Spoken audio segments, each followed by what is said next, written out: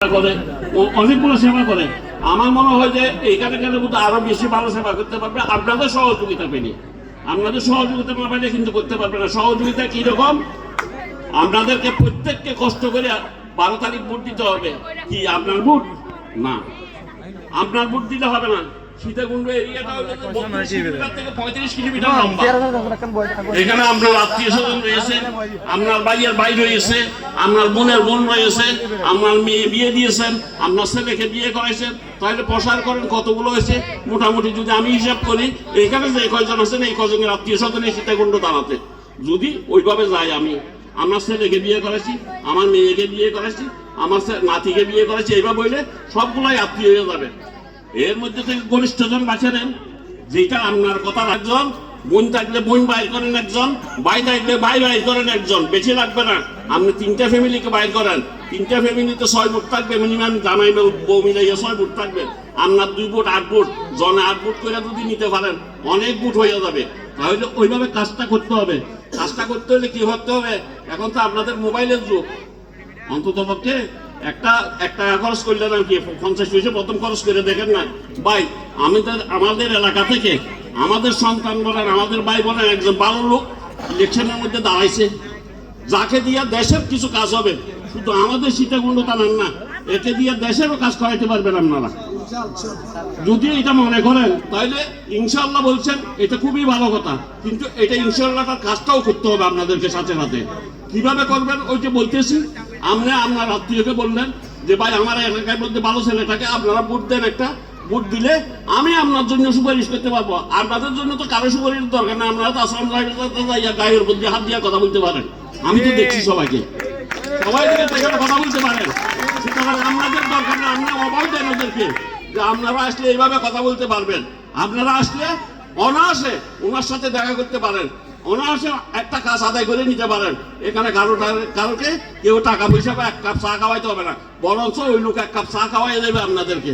এটা আপনারা গ্যারান্টি দিতে পারেন। তাইলে আপনাদের কি করতে হবে? সবচেয়ে বড় কাজ কারবার হলো যে আমার মা বোনেরা শুনতে আছেন, আপনারা শুনে রাখবেন, আপনারা জানে রাখবেন, মেয়েদের বুটের উপরে খুবই অত্যাচার করতেছে এই দেশের মধ্যে শয়তান নামক একটা দল, যারা প্রতিনিয়ত মেয়ে লোকদেরকে টর্চারিং করে।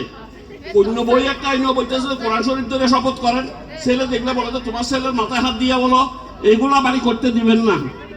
এবার ফাঁসে কইয়া গেছে যারা বলে এদের মানি নেতা বলতেছে যে যারা গার্মেন্টসে চাকরি করে এরা বেশ্যা। তাহলে মেয়ে লোকেরা কেন ভোট দেবে? এখানে ভোট দেওয়ার কোনো যুক্তি নাই। যারা আমার মা বোনেরা জীবন লাভ কইরা কর্ম কইরা মানুষের লেভেলে নিয়ে বাঁচতেছে, এটাকে বলতেছে বেশ্যাবৃত্তি। তাইলে এর কোনটা বৃত্তি আমাকে বলেন? এই জামাত ইসলাম করে, জামাত ইসলামের মধ্যে কোনো মওলানা কোনো দলের নেতা আছে, আমির আছে, ডাক্তার মাস্টার ওইগুলা। তাহলে এর ইসলামিক এ বলতেছে আমি শরিয়া আইন করবো না। তাহলে তুমি ক্ষমতায় যাওয়ার জন্য কিছুক্ষণ পরে দিয়া তারেক রহমানের ফাইয়ে ধরো, কিছুক্ষণ যাইয়া ডক্টর ইউনূসের ফাইয়ে ধরো। এখানে কি ফাইয়ে দেবে ক্ষমতা? আর আমি সাহেব কি বলতেছে, বুট দেখবা না দেখ, দিন শেষ বেলা শেষ, ক্ষমতা আমাকে যাইতেই হবে। এর বাপের দিনে তালুকদারি এটা? তাহলে বাপের দিনে তালুকদারি না হলে কিভাবে ক্ষমতায় যেতে চায়? তোমাকে যদি জনগণ যদি বিশ্বাস না করে, জনগণকে যদি তুমি বিশ্বাস না করো, জনগণের ভোটাধিকার যদি তুমি প্রয়োগ করতে না দাও, তাহলে তোমাকে ভোট দেখবা না দেখ আপনারা এটা কোনোদিন হইতে দিতে পারেন? যদি না পারেন তাহলে আমার মা বোনদেরকে ওই দিন 12 তারিখ সকালবেলা নামাজ পড়ার পরে নিয়ে যাবেন কেন্দ্রের মধ্যে। আপনাদের দায়িত্ব নিয়ে, নিজ দায়িত্ব নিয়ে আপনাদের সন্তানকে আপনারা নির্বাচিত করার জন্য, বিশেষ করে মহিলাদের মুঠের উপর জুলুম করতেছে এরা। এদের নাকি 4 কোটি বোরকার অর্ডার দিছে, বোরকা দিয়া ওই আপনার আইডি কার্ড নাম্বার নিয়ে দেখতেছে, এগুলা দিয়া প্রথম ইয়া করে দিবে। সুতরাং আপনারা কোনোদিনও এদেরকে জাল ভোট করতে দিবেন না। আপনারা নিজেদের পরিবারকে আগে সুসংগত ভাবে আপনার ভোট দিয়ে দিবেন। ভোট আপনার জন্য অত্যন্ত মূল্যবান। আপনার ভোটটা আপনি মনে করেন 2 জন প্রার্থী হয়েছে, 2 জন প্রার্থী সমান সমান ভোট হইল, আপনি ভোট কেন্দ্রে যান নাই, তাহলে আপনার ভোটের মূল্য কত? কোটি টাকার থেকে কত বেশি।